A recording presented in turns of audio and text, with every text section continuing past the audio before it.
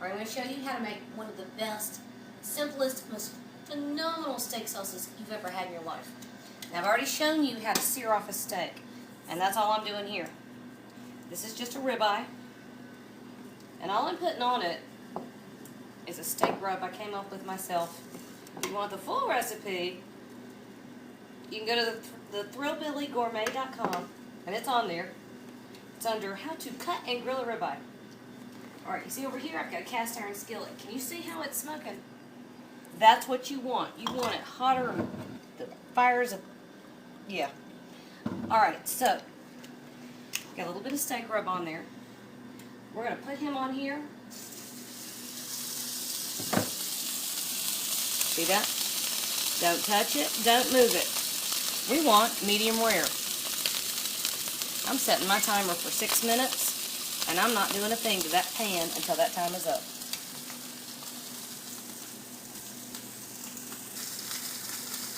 Alright, we've got 6 minutes down on the first side.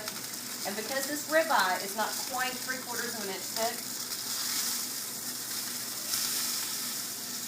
I'm going to give it 4 minutes on the second side. So it's got a total cooking time of 10 minutes. You see that? That's going to set a nice crusty exterior, which means the interior is going to retain all the juices. So here we go. 4 minutes. And I'll be back.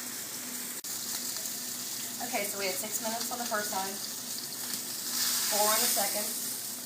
Look at that. See that? That's crust, perfectly flavored. We're going to sit him down, tuck some foil on it, let it rest. Cutting our heat way down. This is a cast iron skillet. It's going to stay really hot. Now, those are the oils, first that we put in the pan to cook the steak with, but also that rendered out of the steak itself. We want to get rid of most of that. You don't want that. What you do want to hang on to is all this beautiful crusty stuff in the bottom. That's called fond. And what is fond? Fond is the French word for the lovely stuff that's going to make everything you cook taste fabulous. It's just the crusty bits in the bottom of the pan after you've seared something at high heat. Now, all I did here, I added 1 minced shallot and 1 small to medium clove of garlic, minced up as well. You see that?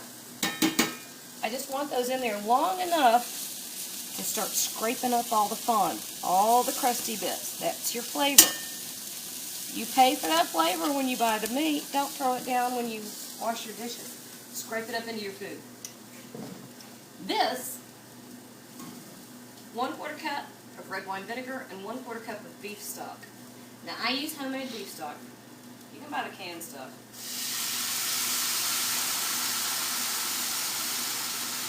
But I swear if you ever tasted homemade, you'll never buy the stuff in the can again.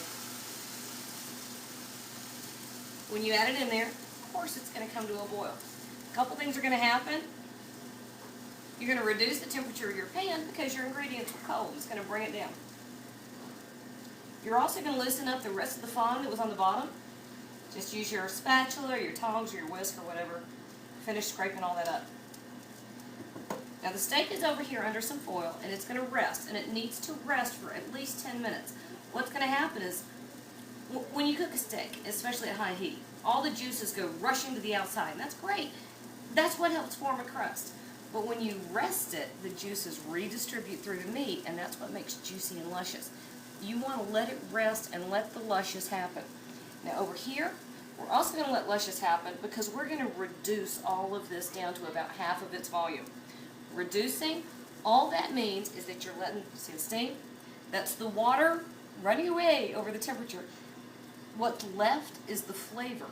So the water comes out, everything left in there is going to concentrate and cook down. We're going to give that about 6 or 7 minutes, and I'll be back in just a second, and I'll show you what this looks like when we pair it with that. We're right at the 6 or 7 minute mark on this. So come here. You see that?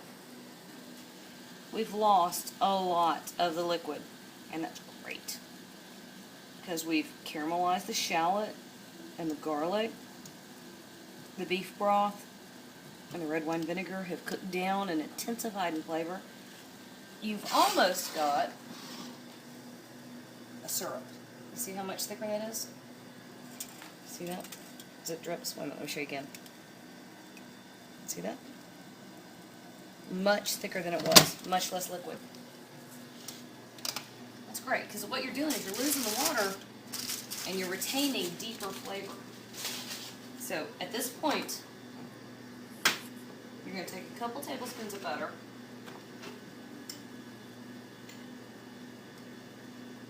And what you're doing now, the French call mounting your sauce.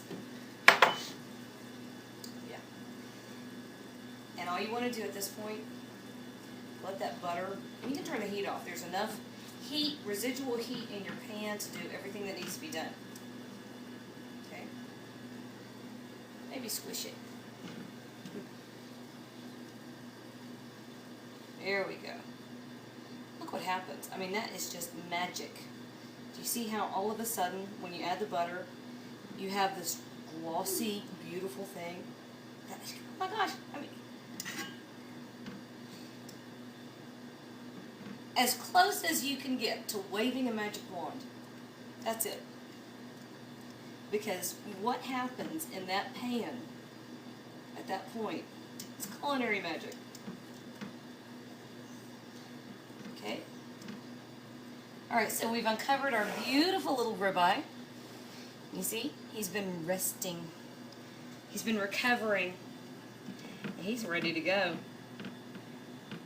Alright, so we have this beautiful, thickened, glossy, flavorful sauce, which I'm going to try to show you kind of backwards. So here we go.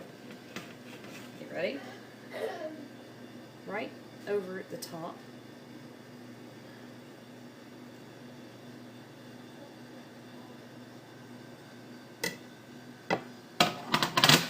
Okay. Now, that's rested up, and that's a good thing. Hang on. Hang on.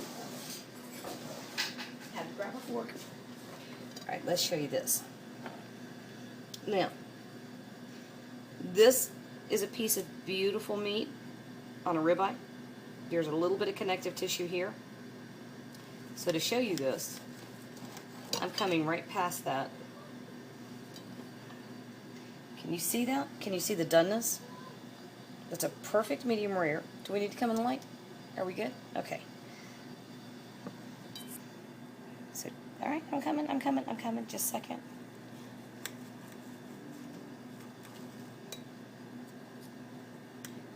Alright, now, you cannot tell me, we're going to come over here where we've got a little better light. You cannot tell me that that is not a thing of beauty. That is a perfect medium rare. It's pink, but not red. Better light, better light. There we go. Can you see it? Is that good? Mm-hmm. Okay. Do you see that right there? That's even better. See the pink? That's what you want. Because what you have is an exterior that is crusted beautifully. An interior, you see the juices that are still flowing. Okay, yes, there's sauce on it now. You see the juices are still coming out, and those are beef juices. And you can even see where the juices from the beef are now becoming one with the sauce. See that?